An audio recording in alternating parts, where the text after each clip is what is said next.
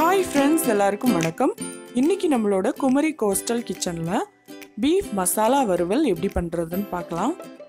நான் இன்னைக்கு 1/2 kilo beef எடுத்திருக்கேன். இதை கழுவி ஒரு குக்கரில் போட்டுட்டு கொஞ்சம் தண்ணி சேர்த்துக்கோங்க.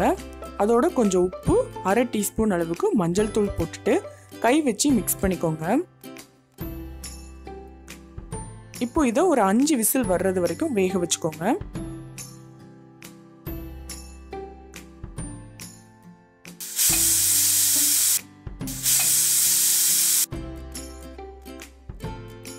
இப்போ பாருங்க, பீஃப் நல்லா வெந்துருச்சு. ஸ்டவ் ஆன் பண்ணிட்டு ஒரு பேனை சூடு பண்ணிக்கோங்க. இதில் 2 டேபிள் ஸ்பூன் அளவுக்கு எண்ணெய் சேர்த்துக்கோங்க.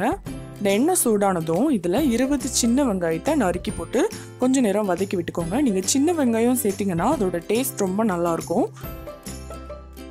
இந்த வெங்காயம் கொஞ்சம் வதங்கினதும் இதில் 2 பச்சை மிளகாவும் நறுக்கி போட்டுக்கோங்க. அதோட 2 டீஸ்பூன் அளவுக்கு இஞ்சி பூண்டு விழுது சேர்த்துட்டு இந்த இஞ்சி பூண்டு விழுதோட பச்சை வாசனை போகிறது வரைக்கும் கொஞ்சம் நேரம் வதக்கிக்கோங்க.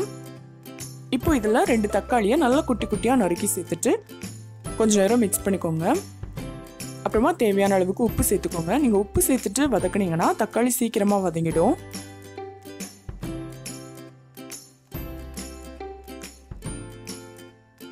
இப்போ வெங்காயம் தக்காளி எல்லாமே நல்லா வதங்கிடுச்சு. இதோட 1 டீஸ்பூன் அளவுக்கு கரம் மசாலா தூள், 1 டீஸ்பூன் மிளகாத்தூள், 1/4 டீஸ்பூன் அளவுக்கு மஞ்சள் தூள் சேர்த்துட்டு மிக்ஸ் பண்ணிக்கோங்க.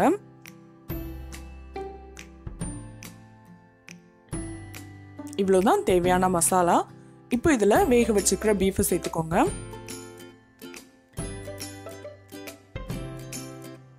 இந்த மசாலா எல்லாமே நல்லா படுறது மாதிரி ஒருக்கா நல்லா மிக்ஸ் பண்ணிக்கோங்க.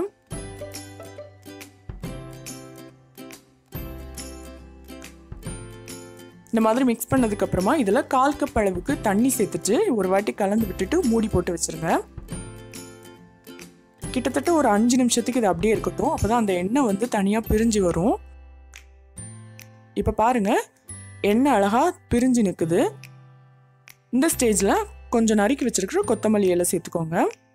இதை ஒரு வாட்டி மிக்ஸ் பண்ணி விட்டுட்டு ஸ்டவ் ஆஃப் பண்ணிடலாம். அவ்வளோதான், சூப்பரான பீஃப் மசாலா வறுவல் தயாராகிடுச்சு. நீங்களும் இந்த ரெசிபியை உங்களோட வீட்டில் ட்ரை பண்ணி பாருங்கள். உங்களுக்கு இந்த வீடியோ பிடிச்சிருந்துச்சுன்னா லைக் பண்ணுங்கள், ஷேர் பண்ணுங்கள், மறக்காமல் எங்களோட சேனலை சப்ஸ்கிரைப் பண்ணுங்கள். ருசியாக சாப்பிடுங்க, ருசிச்சு சாப்பிடுங்க.